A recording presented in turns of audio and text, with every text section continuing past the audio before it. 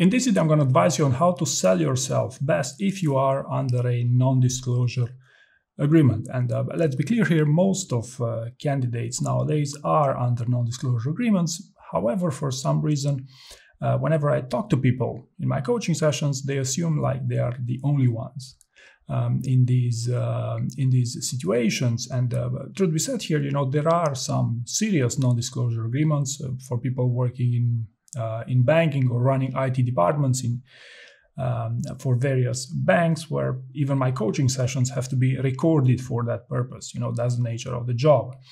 However, if you cannot speak about projects under NDA, in my opinion, that's a problem on your side as a candidate, because you cannot sell yourself at all. So what's going on here? You cannot interview because of being afraid of spilling the beans on some non-disclosure agreement. Well, think about politicians. They sit on stockpiles of confidential information, and they still, it's in their interest to give interviews. Right now, to be a little bit more specific on what could be an approach you could take in preparing yourself for a job interview, specifically on communicating information that is not under an NDA, you must keep in mind that then one of the big problems nowadays with interview answers is that they are not specific enough, right? And if you are under a non-disclosure agreement, this problem only gets worse because you cannot talk about specific details. However, this being said, what I would advise you here is to start by writing your story with all the confidential details, right? Try to write your story in full, eventually in the star format if you want, but try to simply give all the possible details you think would make your story as compelling as possible, assuming it's not under an NDA, right? Once you have this story with all the confidential information in it, think about what are the most interesting sections in there. What will relate to, what will sell yourself best as a candidate from that story. And from then on, try to focus on anonymizing any other essential parts using various strategies. Like, for example, instead of giving a specific number, you could give it as a percentage, or even could be a bracket, right?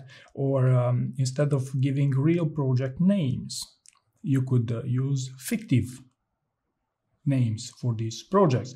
Or instead of talking about collaborating with a colleague, instead of naming that colleague by their name, you could use a fake name, right? And of course, you could very well be upfront about these things, like, I work with John, not his real name. I work on project X, not the real name of the project for obvious reasons. And in my experience, if you start anonymizing and introducing various degrees of anonymization in your story, you will be able to retain 95% of the punch that story has, basically selling yourself on your strength, while still, being a perfectly plausible story to talk to for the purpose of a job interview, even with a competing company, right? Like many people makes moves. You want to get up level because in another FANG company or stuff like that. So by giving yourself your story in full at first, and I must warn you that this is the big challenge in these interviews, writing your stories in full rather than anonymizing them. But once you give your story in full and then you anonymize it, that's when you have the best combination. Now, if you feel like your story lost that punch because you anonymize various elements in it, another approach you could consider would be to dramatize some sections of it. If you think about the star format, the task or the challenge is where people where you see most benefit from dramatization. And dramatization could be both wording, but also through your voice, right? Raising a little bit your voice when you want to highlight something, you make it a bit more melodramatic if you want. That could also help you to improve on these things.